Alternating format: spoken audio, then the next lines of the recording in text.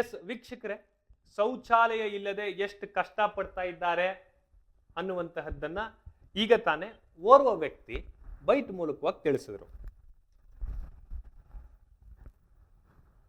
Next ವರದಿಗಾರರು, ನಮ್ಮ ಚಾಮರಾಜನಗರದ ಸಾಗರ್ ವರದಿಗಾರ ಈಗ ದೂರವಾಣಿ ಸಂಪರ್ಕದ ಮೂಲಕ ಬಂದಿದ್ದಾರೆ. ಬನ್ನಿ ಅವ್ರ ಜೊತೆ ಮಾತಾಡೋಣ. ಇದು ಯಾವುದೇ ವರದಿ ತರ ಅಲ್ಲ, ಇದೊಂದು ಉಭಯ ಕುಶಲೋಪರಿ ಜಿಲ್ಲೆಯ ಜನರೊಟ್ಟಿಗೆ ಈಡೆನ್ಸ್ ನ್ಯೂಸ್ ಮಾತನಾಡ್ತಾ ಇದೆ ಅಂತ ಹೇಳಿ ಆ ರೀತಿಯಾದಂತಹ ಒಂದು ಸುದ್ದಿ. ನಮಗೆ ಬೇರೆ ಇನ್ಯಾವುದೇ ಇದಾಗಬೇಕಾಗಿಲ್ಲ, ಅಲ್ಲಿ ಮೂಲಭೂತ ಸೌಕರ್ಯ ಬರಬೇಕು ಅಷ್ಟೇ. ಬನ್ನಿ ಈ ಬಗ್ಗೆ ಹೆಚ್ಚಿನ ಮಾಹಿತಿಯನ್ನ ಪಡೆದುಕೊಳ್ಳೋಣ. ಸಾಗರ್ ನಮ್ಮ ಜೊತೆ ದೂರವಾಣಿ ಸಂಪರ್ಕದ ಮೂಲಕ ಇದ್ದಾರೆ. ಸಾಗರ್ ನಮಸ್ಕಾರ. ನಮಸ್ಕಾರ ಸರ್. ನಮಸ್ಕಾರ ವೀರೇಶ್.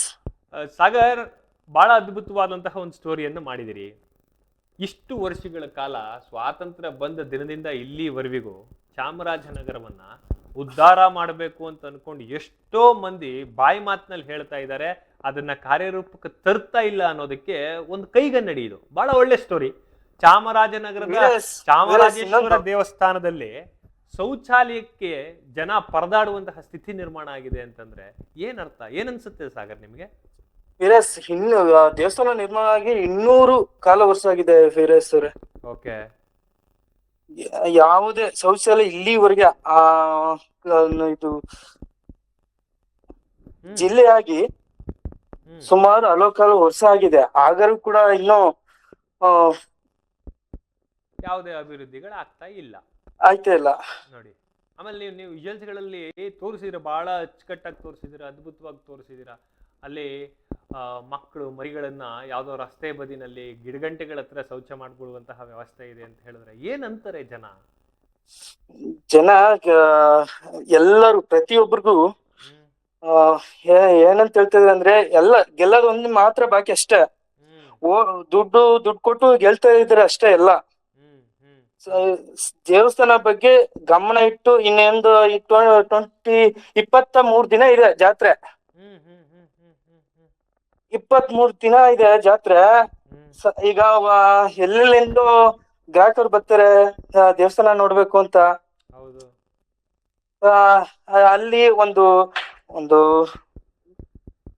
ಚರಂಡಿ ಇಲ್ಲ, ಸುತ್ತಮುತ್ತ ಎಲ್ಲೂ ಕೂಡ ಚರಂಡಿ ಇಲ್ಲ, ಯಾವ ಕಡೆ ಶೌಚಾಲಯ ಇಲ್ಲ, ಚರಂಡಿ ಇಲ್ಲ, ಶೌಚಾಲಯ ಇಲ್ಲ.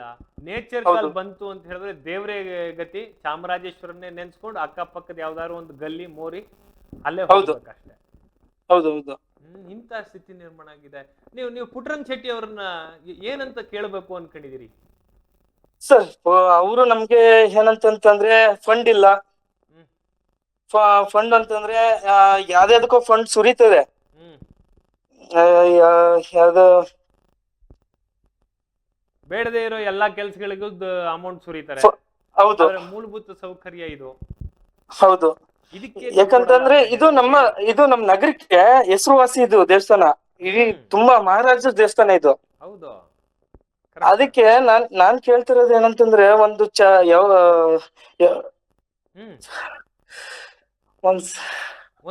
ಶೌಚಾಲಯ ಕಟ್ಟಿಸ್ಕೊಳ್ಳೋದಕ್ಕೂ ಸೌಜನ್ಯತೆ ಇಲ್ಲ ಅಂತಂದ್ರೆ ಏನು ಅಂತ ಕೇಳ್ತೀರಿ ಅಲ್ವಾ?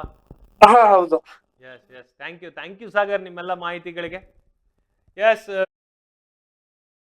ಚಾಮರಾಜನಗರ ಕ್ಷೇತ್ರದ ವರದಿಗಾರರಾದಂತಹ ಸಾಗರ್ ಅವರ ಮಾತು. ರಾಜ್ಯದ ಮೂಲಗಳಿಂದ ಬರ್ತಾರ್ರಿ ಇಲ್ಲಿಗೆ, ರಾಜ್ಯದ ಮೂಲಗಳಿಂದ ಬರ್ತಾರೆ.